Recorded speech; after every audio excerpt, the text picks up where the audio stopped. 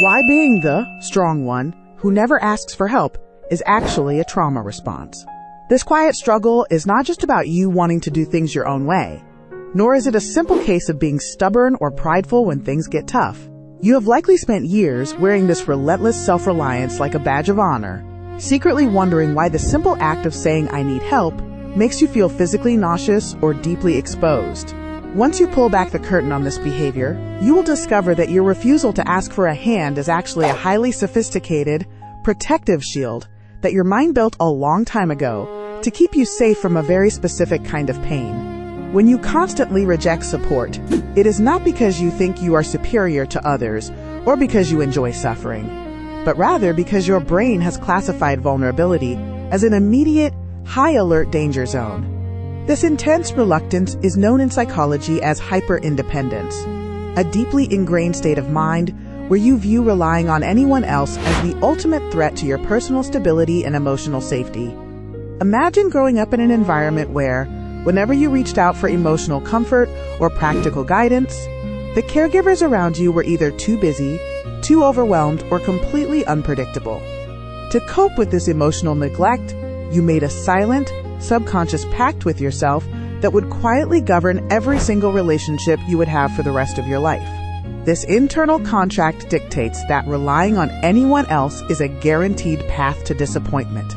which forces your nervous system to treat total, unyielding self-reliance not as a casual, everyday preference, but as an absolute, non-negotiable requirement for your psychological survival. Every single time you refuse to ask your partner to help with the household chores or decline a colleague's genuine, warm offer to share a heavy professional workload,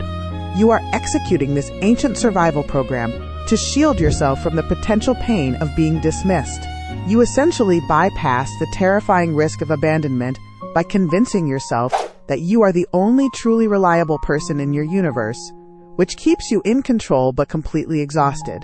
Yet have you ever stopped to consider why this desperate search for safety through absolute isolation is actually the very mechanism that forces you to live in a state of permanent emotional exhaustion? Consider the pioneering work of British psychologist John Bowlby, who spent decades studying how infants react when they are separated from their primary caregivers.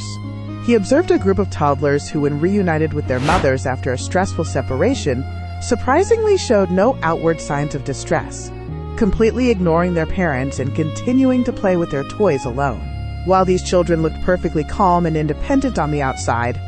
heart rate monitors and stress tests revealed that their internal systems were actually in a state of extreme, red alert panic. This behavior, which Bowlby identified as an avoidant response, shows that the toddlers had already learned to suppress their natural instinct to cry out for comfort because they anticipated that no one would actually show up to soothe them. When you grow up and carry this avoidant pattern into your adult life, you become the person who handles a major life crisis entirely in silence, organizing your own moves, managing your own grief, and solving your own financial emergencies without uttering a single word to your closest friends. You convince yourself that you are simply being strong and efficient, but in reality, your nervous system is running the exact same ancient program as those toddlers, silently panicking while maintaining a perfectly polished, unbothered exterior. This creates a massive, invisible gulf in your personal life where you are physically present in your relationships, but you never actually allow anyone to cross the moat and touch the real vulnerable parts of your daily existence. The tragic irony of this survival strategy is that the very strength others constantly praise you for is actually a beautiful, gilded cage that keeps you completely locked away from the love and connection you secretly crave.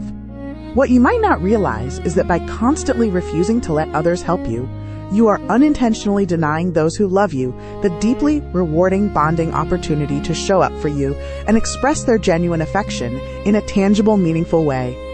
Your loved ones are biologically and socially wired to find profound joy and a sense of shared purpose in supporting you, meaning that your fierce, protective independence actually functions as an invisible wall that deprives them of the chance to feel truly needed.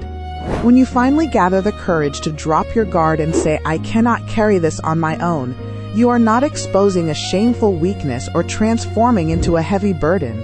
You are actually handing those in your life a precious key to build a much deeper, more authentic connection with you.